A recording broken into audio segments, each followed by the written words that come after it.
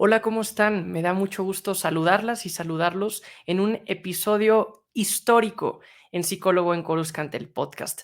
Y es histórico porque realmente desde que pensé en este espacio me inspiré en la persona, en el experto, en el escritor que nos va a acompañar el día de hoy y que también compartimos al mismo tiempo una misma inspiración que es Joseph Campbell. Eh, Quien nos acompaña lo voy a presentar ahora que esté acá en la sesión, pero además de que tenemos este nivel de expertise y que nos quiere compartir a tantas y a tantos fans, va a ser también el primer episodio que va a ser en inglés.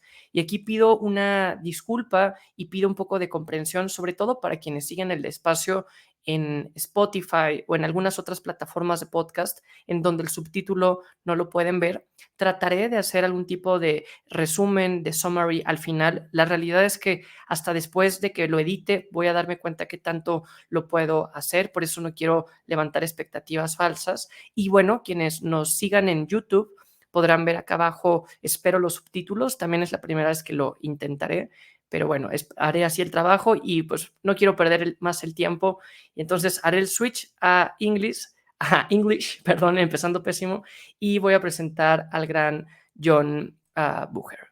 John Bucher, welcome. I'm so excited and delighted to have you here. Thank you so much and welcome to Latin America. It is truly my honor. I really love what you do with this podcast, and it's exciting to me to join my fellow Star Wars fans in Spanish-speaking countries in Latin America, and special shout out to those in Mexico, where my partner's family is from. Well, then you're part of the family.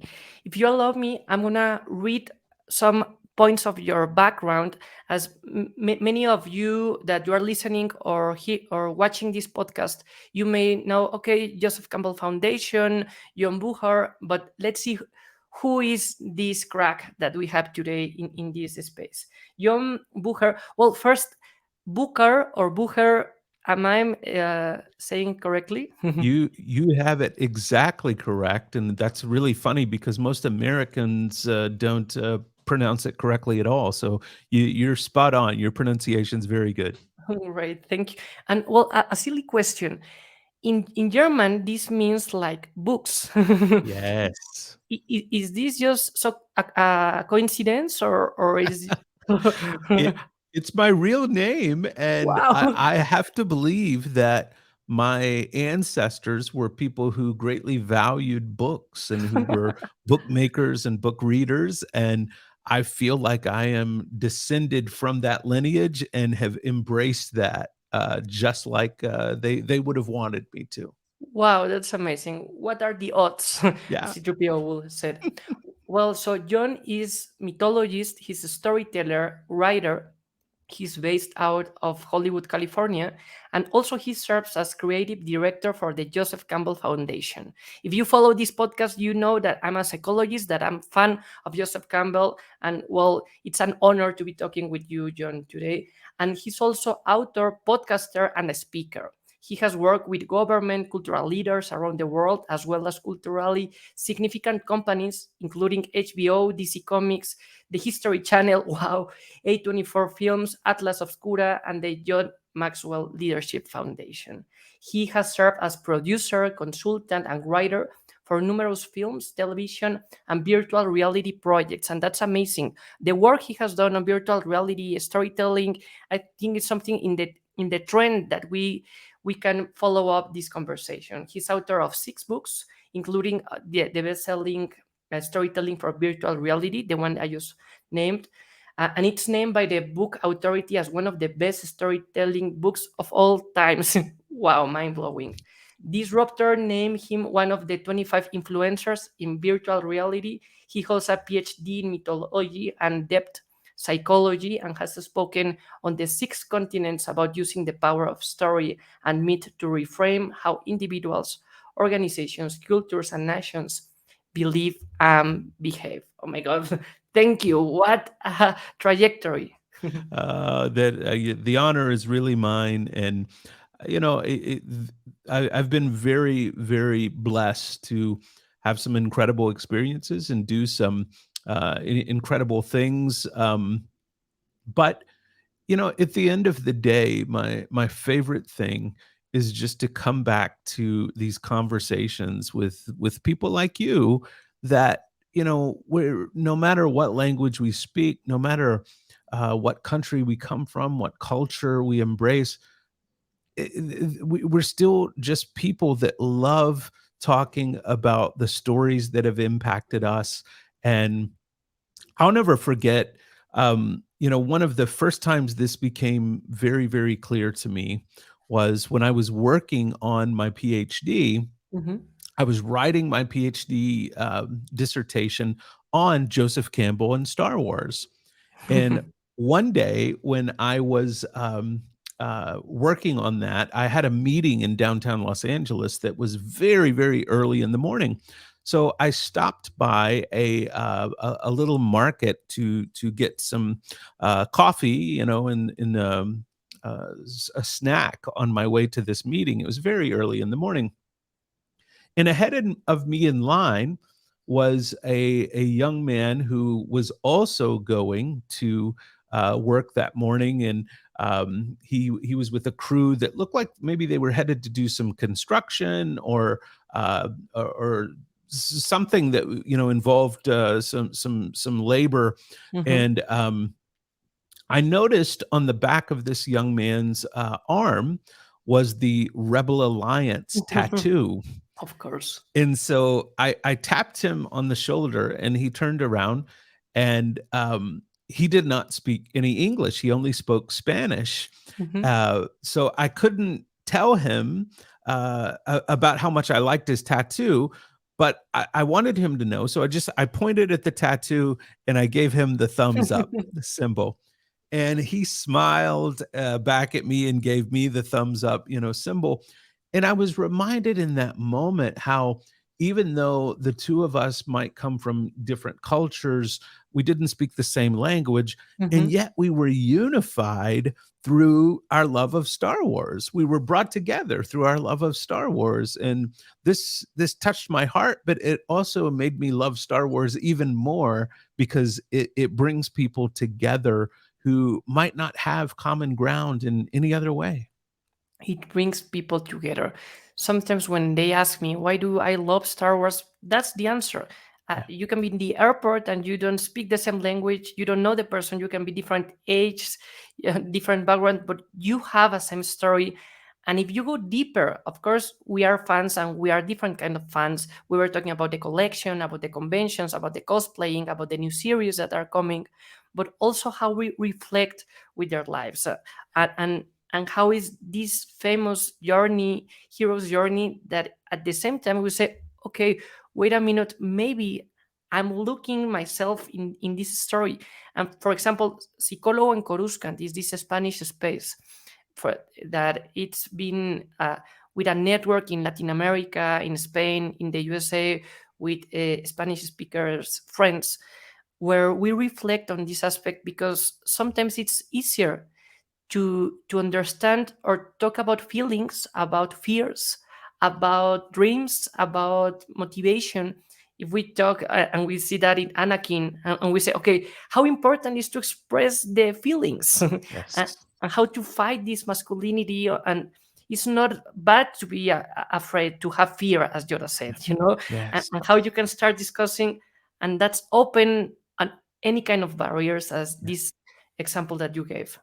That's exactly right. Exactly right. And I love that so much of your work is focused on psychology and bridging this gap between psychology and Star Wars, and in my work in mythology. And Mhm. that's something that I feel like Joseph Campbell, he it was connected to all of those areas. He was connected to mythology, he was connected to psychology, and he was connected to Star Wars because he had such an impact on George Lucas, Mhm. clearly. um and so, sometimes we try and articulate exactly what it is that brings people together, and it's you and I are brought together through this love of Star Wars, psychology, Joseph Campbell, mythology. But also there's something almost mysterious that brings us together across languages and space and Mhm. time. And I think that was what, Joseph Campbell was so interested in. It was that mysterious connection, that mysterious force that Star Wars calls, the Force. And Joseph Campbell would sometimes talk about um, our fascination with the finger pointing towards the moon, or the finger pointing at the Mm. moon. Mhm. Instead of being focused on the finger, his work was to help us focus on the moon instead of Mhm. just the finger pointing at the moon. But I think that, Star Wars, as being one of those fingers pointing at the moon in many ways, it does a good job of opening up that conversation around what Star Wars points toward from a psychological and mythological level. And I find that fascinating. Yeah, and I think that's literally, we can look at the moon and we can look at the stars and we can think outside of our planet. But of course, there's a lot of symbols in there where you can see this. And Joseph Campbell said all the time, like, following your bliss and and following your energy and what makes you happy, and to understand that you can do a difference. And I think in the moment that we're living right now, after all of the challenges that the world is facing, to believe yourself and to see yourself as a hero, as a heroine, that you can make a change with what Yeah, you do, and also to give a meaning to this pop culture. It's mind blowing, right? And it it is. allows a lot of new doors to open. Yeah, it really does. I love what you're saying here, because it really is true. It's easy when we look at all the problems in the world, and when we look at the problems in the different countries, that we both, live Hmm. in. It's easy to get discouraged and to say, it's all so dark. There's so many Hmm. problems. How could we ever solve all these problems? And rather than staying focused on those problems that are so challenging and so detrimental to us, um, we have the agency, we have the opportunity, we have the ability to choose certain things about how we will view these Hmm. problems in the world. We also psychologically Hmm. have agency to choose what we will put our focus on. We can Hmm. focus on those things in the world that are so problematic, that are so dark, but we can also choose to put our focus and emphasis on those who are trying to do good in the world, those Hmm. trying to bring something meaningful into the world, because those people are out there as well. Hmm. It does not sell as many commercials or Hmm. newspapers or magazines to talk about the good that's happening in the world. Psychologically, we become much more drawn to the bad. But Hmm. I believe, I really do, that what is good in the world can be just as meaningful and attract people just as much as what is bad in the world. And my hope is that when we put these ideas in the form of story, a story like Star Wars, we can talk about difficult things without having to talk about them directly. Exactly. Joseph Campbell talks about how important it was that some things be talked about through metaphor, Hmm. because they were too important to be able to talk about directly. So we talk about them in metaphor, and Star Wars being a metaphor for some of those things. I'm thinking right now about the current season of Andor that we're Hmm. watching, and in Andor there are some very, very deep metaphors for problems and issues that are being faced in culture right now. Hmm. And it's not a show that's trying to tell us, so we all need to do this. It's not a morality tale that's trying to, say this is what must be done, but it's exploring the problem. Sometimes when answers are impossible, the best thing we can do is ask powerful questions. And that is what psychology is so good at. Wow, so much to reflect on this and the relevance on not only focusing on finding the answers, also to allow to have more questions. And in, that's also the relevant or the importance of speaking and listening. And it's like in a debate that it doesn't mean that you have to be in the same exact ideas and share this ideology, but at least to listen. Everyone has their own truth, everyone have their own baggage, and then inside the fingers the reality can comes and you can learn from others, and no one can know something that they already think they know. And That's right. also it's good to be talking on any other perspectives, and sometimes Star Wars helps a lot on this perspective, as it's a fandom that we are in a global scale, and sometimes we have also faced some challenges. For example, I can see in different generations how different it was to say I'm a Star Wars fan, Yeah. and later before it was a lot of prejudgment on, oh, you are nerd, you are geek, Yeah. you are not popular. And right now how everything's changing on that. Yeah. Yeah. Yeah. And how it's easier right now to talk and to expose ourselves in a camera, talking about these topics, talking about emotions, talking about I don't know, any other topic. And I Yeah. think you have seen any of these changes in your career. I would like to know a little bit more of how you decided to Yeah. go into this focus and this creative process. Mm. Wow. You know, I've always been a storyteller. I've always loved story. And when I was young, our family did not have a lot of money to go and do a lot of entertainment activities. But one thing that we could do was there was a small video cassette rental store down the block from where we lived, and they had some very cheap deals that you could rent a lot of movies for a small amount. And my father would take our family there each Friday when we got home from work, when he got home from work, and he would allow each of us to select 2 movies, Yeah. and there were 5 of us in the family, so this was 10 movies, and then we would go home and spend all weekend watching those films, and I fell in love with story.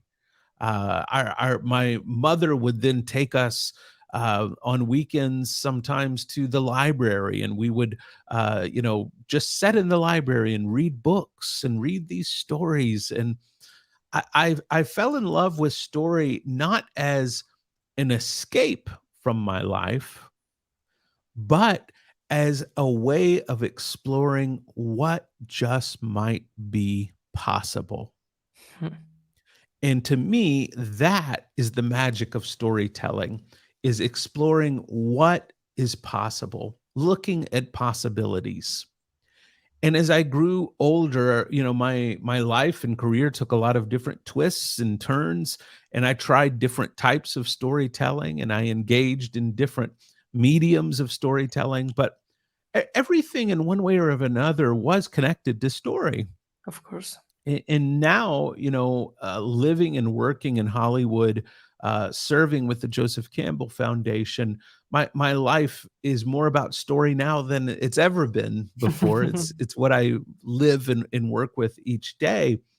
Um, but also, I recognize the psychological connection to my work is that we tell stories to connect with other people, Mhm. and we tell stories to make sense of this crazy world that we find ourselves in. And psychologically, that really encapsulates the 2 big ideas that are most important to me in the world: is how do I connect with other people, and what does all this mean? What does this Mhm. mean to be conscious and to live in this world of consciousness? And why was I um born, where I was born, and why were other people born where they were born, and why do I like Star Wars and some people hate Star Wars, and all these questions lead us back to wondering what it is to be me. Who am I? My identity. And you, being a psychologist, knows so well that these issues of identity are so core to every single person on the planet, no matter where they Mhm. come from. And I think one of the things that I love about Star Wars is it often explores these issues of identity. Again, Mhm. going back to the show Andor, Mhm. Cassian is so often exploring what it means to be him. Am I a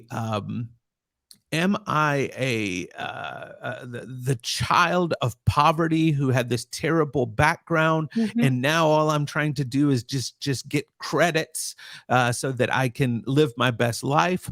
Or Mhm. am I a moral rebel who will stand up against the empire? Is there something bigger in my life that's calling me towards a greater cause?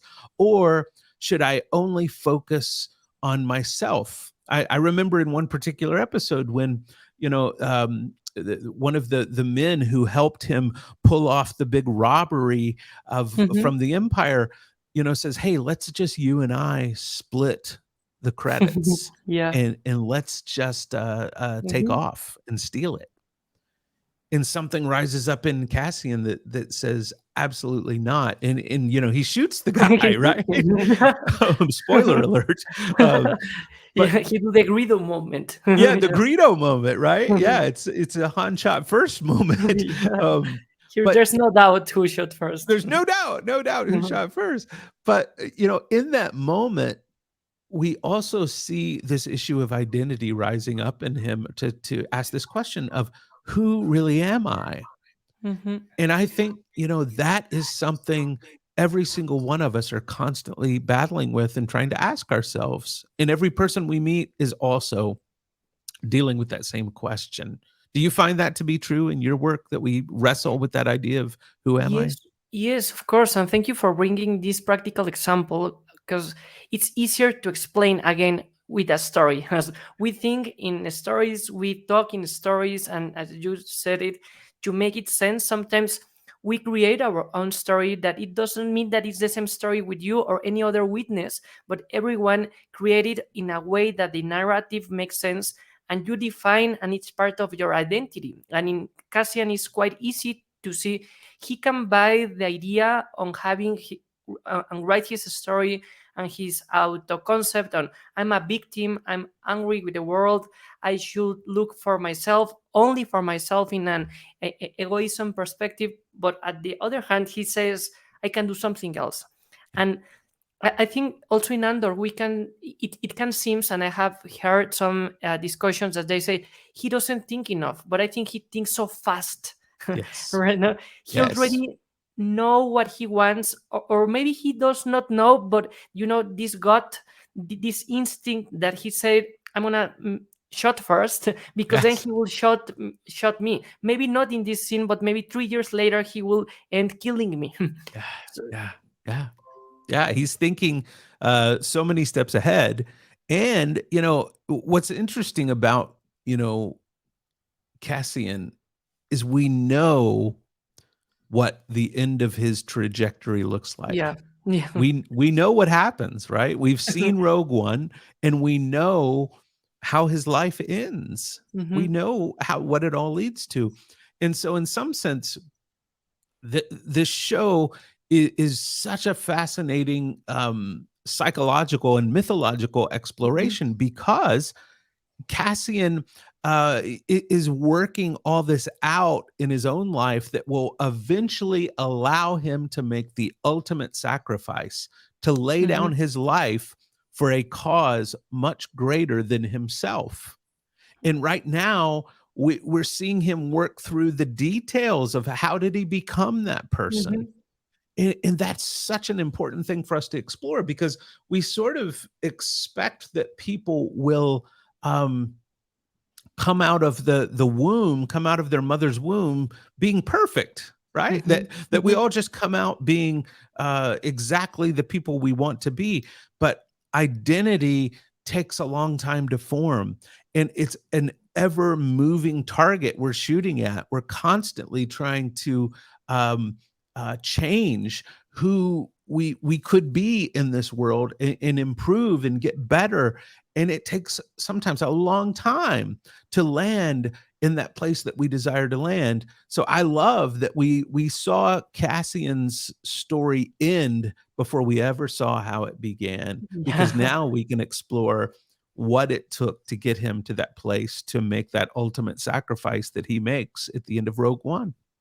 And well, with the stories, it's interesting how we can tell them in different order. It's not always in this linear perspective. And Star Wars is expert, George Lucas and Filoni, they say it's never in a linear perspective. We first That's right. find episode 4, and then the prequels, and then the sequels.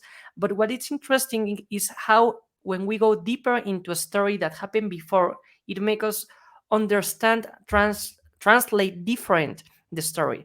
Yes. Episode 4, after watching Rogue One, you realize the perspective of what these plans mean. And Yeah. Rogue One, after seeing Andor, gives another perspective, much more realistic, and it's not just a hero that said, today I'm gonna save the galaxy and steal these plans, but all background, all the doubts, all of this process that we can see.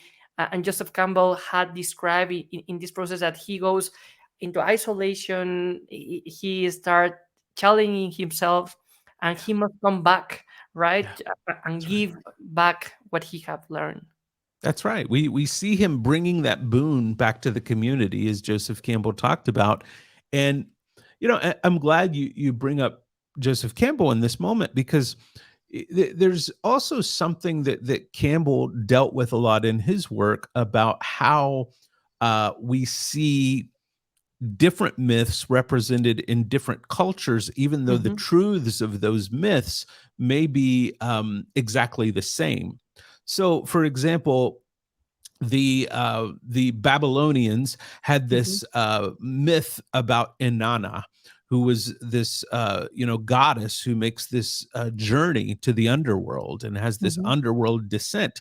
Well, the Greeks then tell a very similar story about a goddess named Persephone, and Persephone makes this underworld journey. And in the same way, we see similar stories actually in the culture of the Maya and the Hmm. Aztecs and the Hmm. Incans, and in different cultures around the world, they tell similar stories Hmm. about goddesses making these underworld journeys. And this was fascinating to Joseph Campbell, not just the similarity, but also the difference, like why certain cultures put this particular spin on that story, why the story as it's expressed in the culture of the Maya is different than the way that the Greeks or the Babylonians Hmm. expressed that. And I think that's kind of what we see in some ways with the core story that happens in Star Wars Episode 4. Now we've built so much mythology around it. There's so much world building that we understand through Rogue One and now through Andor, and we understand what happens after it. And through the Clone Wars and in some Hmm. of the animated series, we understand what's happening at different points in this story with different characters. In some ways it mirrors that idea that Campbell was talking about, that we see in classic films like Rashomon, where Hmm. something happens and we get all these different takes from different people Hmm. about the same event that happened. We don't fully understand the world until we've seen the world through this vast array of perspectives. And these Hmm. different shows, films, graphic novels, comics around the Star Wars universe are giving us different perspectives and Hmm. allowing us to see that world through different lenses, in the grand hope that we might also embrace a larger scope of lenses about the world that we live in. Hmm. Hmm. Yeah, wow, you said it perfectly. And before I started studying or reading or preparing for these kind of conversations, this storytelling was also reflected in other aspects in the culture. For example, in the handcraft. I'm as a Mexican, I had the opportunity to travel to Kenya, and it Yeah. was amazing how the Maasai art Yeah. look quite similar to the Aztec, to the Chichimecas, and you say, wait a moment, is this Western that shares something? But then you go deeper and deeper, and you see that there's the same way to express beauty or some symbol that could be deeper. And in the storytelling, it's the moment that you can go deep and deep and deep. And it's amazing how we can find Greek mythology in Star Wars, and also how this has a different perspective or understanding in our day-to-day life as it's Yeah. evolving. And it's not even the common understanding, and that's why there can be some content that fans love or that fans hate, because you create yourself expectations, and it's so hard to approach to them. And then it can comes with that devaluation that Yeah. it's, you had so much what happened with Kenobi, everyone have an idea of what Kenobi is doing. And if we are talking about pop culture, it's popular, it's everyone's history. I know what Luke was doing in the sequels, and Yes. and maybe it's not the same look that I look with J.J. Abrams, for example. That's right. That's right. And you know, I love the point you're making here, and it's so important because when we think about Star Wars and this larger universe of Star Wars stories, these have become our shared stories across cultures, across language Mhm. barriers. They've become our shared stories in the world to a great number of us. And this is something that I feel like with the progression of technology, we have greatly lost a lot of our shared stories. Mhm. With the more technological mediums that we have available to us, the more streaming channels, the more websites, the more YouTube channels that are available to us, the fewer shared stories we have. It used to be, I'm a lot older than you are, so I'll remember this probably better than you. But you may remember, in your youth, that there were so many fewer choices and options of Course. television shows to watch, of Mhm. movies to watch, of books to read, and now we suffer from such a lack, such an abundance of resources when it comes to media, that uh, we're almost numb to how much we have. No one could Mhm. ever watch it all. No one could Mhm. share No, these it's impossible. stories. Mhm. Yeah. But one of the advantages we had to shared stories, when people watched the same television shows, when people watched the same movies, they read the same books, was that we had a common lingo. We had a common Mhm. language. We had common stories, common metaphors that we could understand the world together. And we've Mhm. lost so much of that. But Star Wars, in a way, is a way of restoring some of that, because Mhm. you and I can, even though we may live very different lives in different countries and speak different languages, we still can very much connect over Cassian Andor's, Yeah. journey and what's happening with him. And we have that common story that we share now. We have that common language that we share now. So that's why modern myths like Star Wars to me are so important, because we can look back at the myths, of the Incans, or we can look back at the Mhm. myths of the Greeks, but those stories that they held in common are not our common stories anymore. Mhm. Those stories were the common stories of their day. So we have to look at what are the common stories of our day that we share a language around. And Star Wars is one of those for so many people. Yes, and right now with the technology and with the social media, it allows us also to be connected, discussing and sharing. And something that I have learned in Psicólogo en Coruscant with the post is that sometimes young people, young boys, they are in the actually, they write to me and say, I see myself in Anakin, as Yeah. I don't feel comfortable talking about my feelings. Or if Yeah. I go, they say, "Oh, let it go," as Yoda said it once. Or sometimes they say, "I understand PTSD thanks to Kenobi."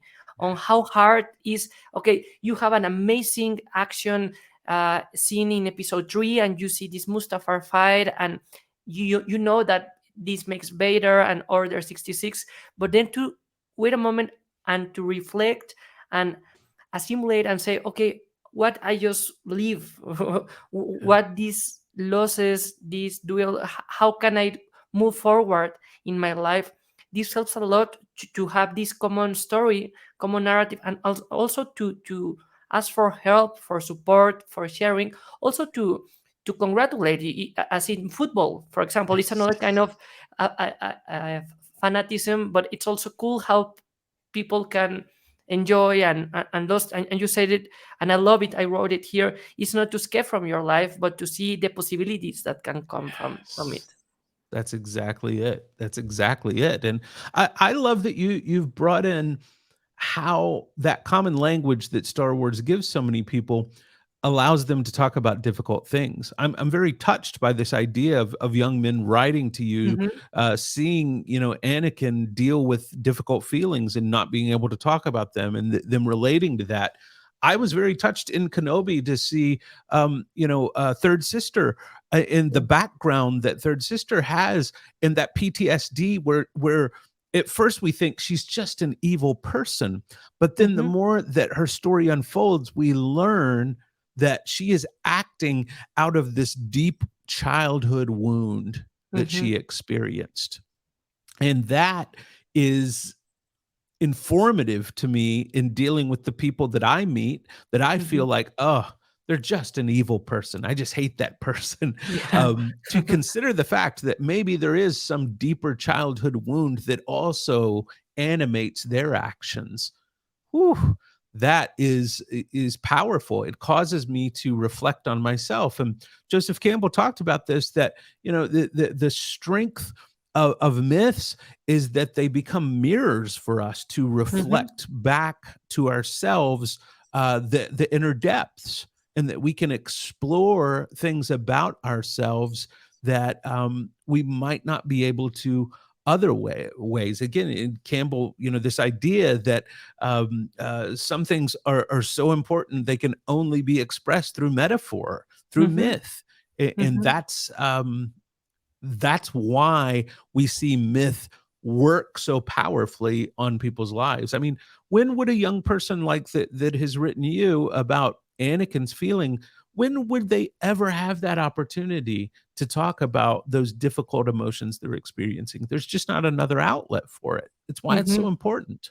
Yeah, and it's also like it evidence some how the society are right now, and how sometimes you trust more with someone that you have something in common, even though you don't know them, haven't seen his face, her face, you don't know which is in the other side of the screen, and that's also a risk at the end of the day. Right Yeah. now, here we are all focusing, and it's a community, and it's always good to have these spaces to share the intentions and share why we are doing this. But also it opens another kind of dilemmas, another kind of perspective.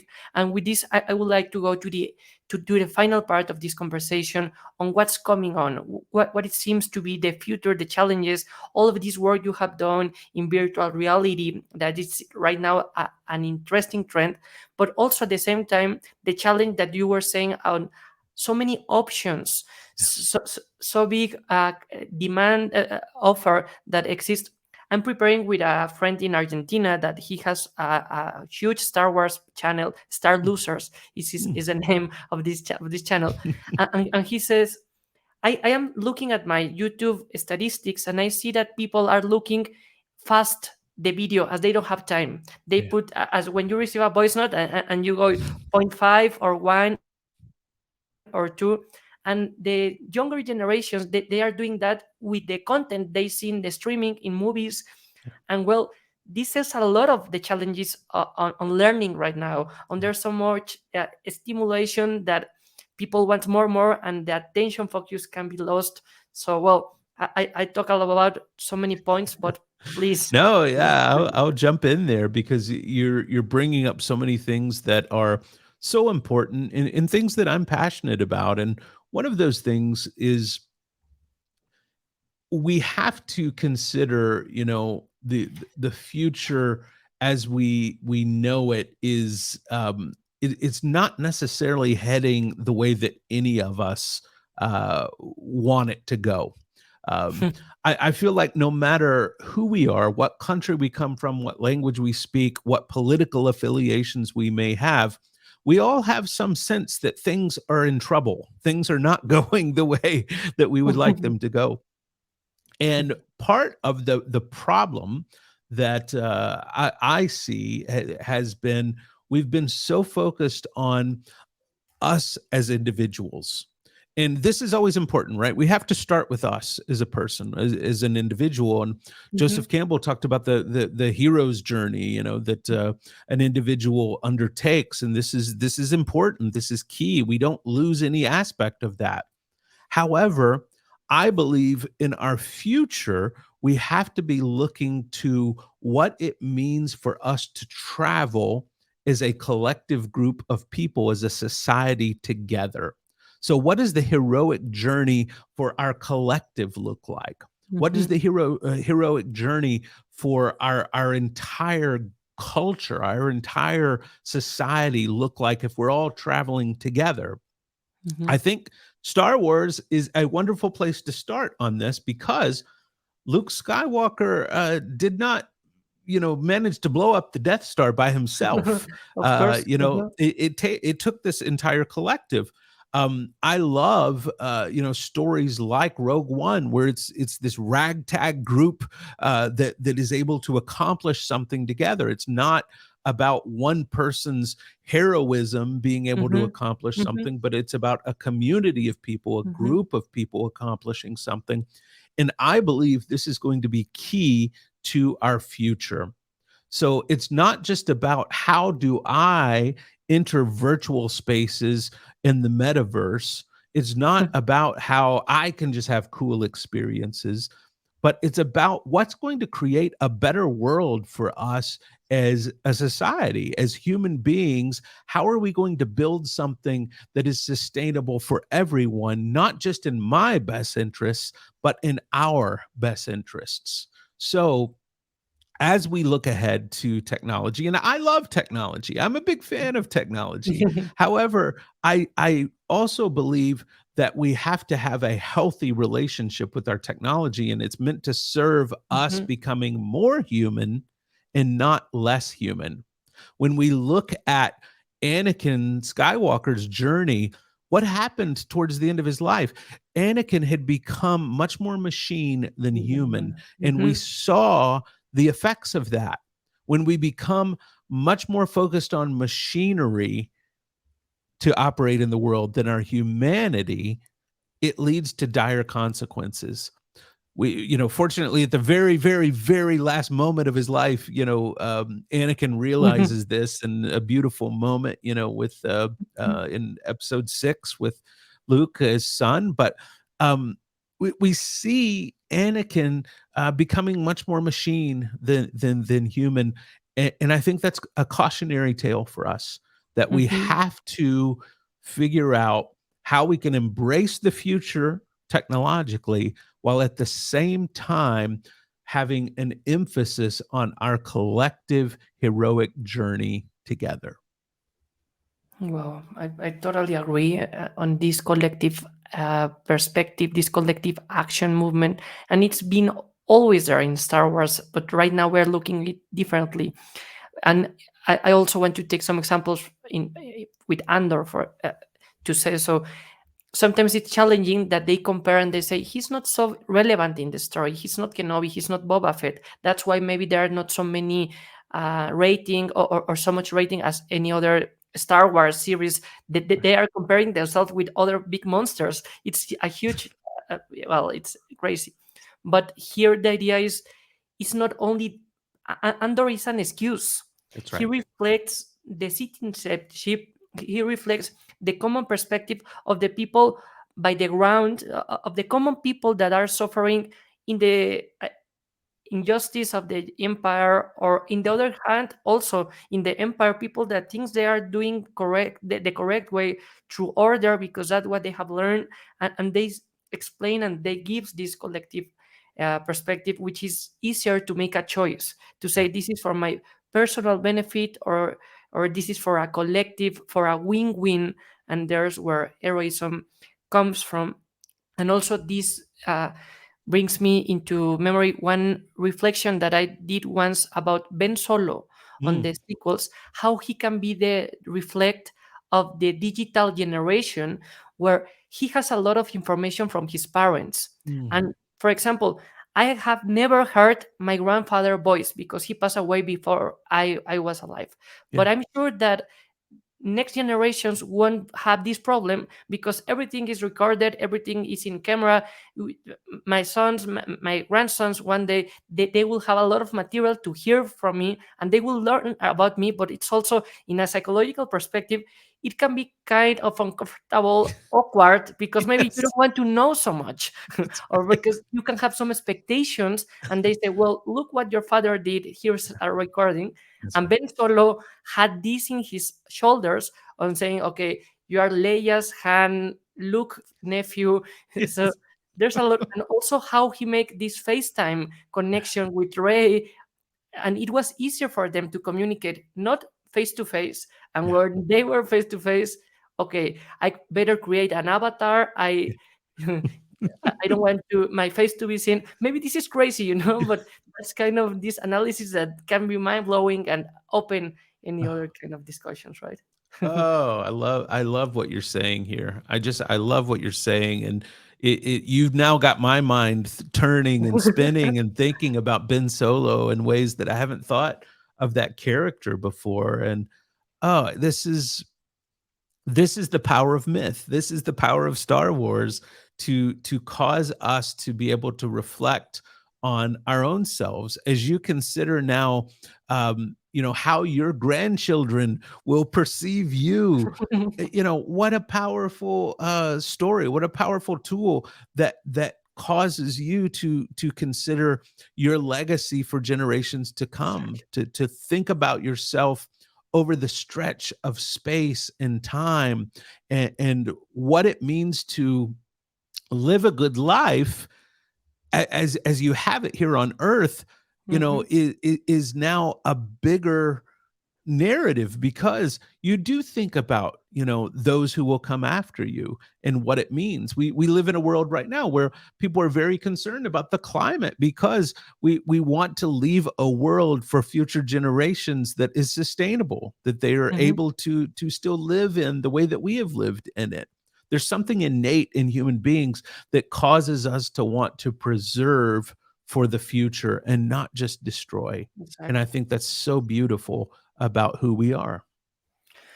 Wow, John, that was amazing. I'm Mm. quite motivated, and I really enjoy this space. So for the friends that it's the first time that they hear from you because of the language, because of any Yeah. other aspect, where they can find more about your job, Yeah. about all of your books and podcasts, Yeah. and please Yeah. share some information on that. Well, please go and check out the Joseph Campbell Foundation's website. It is at jcf.org, jcf.org. And you can learn more about me at my website, which is tellingabetterstory.com. And there's links to all my social media, as well as the podcasts I've been on and a lot of the work that I've done. But please connect with me, reach out to me. I enjoy connecting with other people. I'm not someone who just ignores everyone who comes my way. I enjoy connecting with others. So please do reach out and share with me a bit of your story. I love to hear other people's stories. Yeah, and this is a proof. No, I wrote to you. You always answer, and thank you for being so reachable. And this talks about this congruency, and being loyal to what you have said, because, well, you hear your background, the organization you have worked on. You've been speaker in so many channels. If you look at your name in Google, there's a lot of information. And to be here in this human perspective, listening, hearing, learning with each other experience. So I will share the Telling a Better Story and the Joseph Campbell Foundation website Yeah. and the links. so they can reach to you and keep learning Yeah. from each other.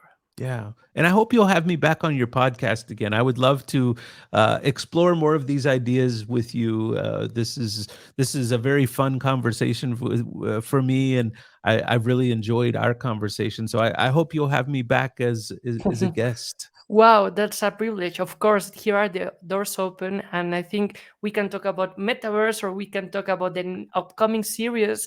A lot of material coming soon, so it will be my honor. Thank you so much for being Thank you. part, and also thank you for having the Joseph Campbell message and influence alive in the world today. As there's a lot. I was telling you that I have my Bible here that I read it. It's hard reading because sometimes it goes deeper into than Hindu story and Yes. this, but it's something that you can come back and you look it in different ways. Yeah, absolutely. Well, it sure is a pleasure, and that book. In case people are wondering, it's available in Spanish, and they're Mhm. able to, whatever language you speak, you can explore that book, The Hero with a Thousand Faces, as well as so many of Joseph Campbell's other works, and that's of personal concern to me that we continue to have work in the Mhm. world that everyone has Mhm. access to, that everyone is able to read in their own language, because that's so important. Yeah.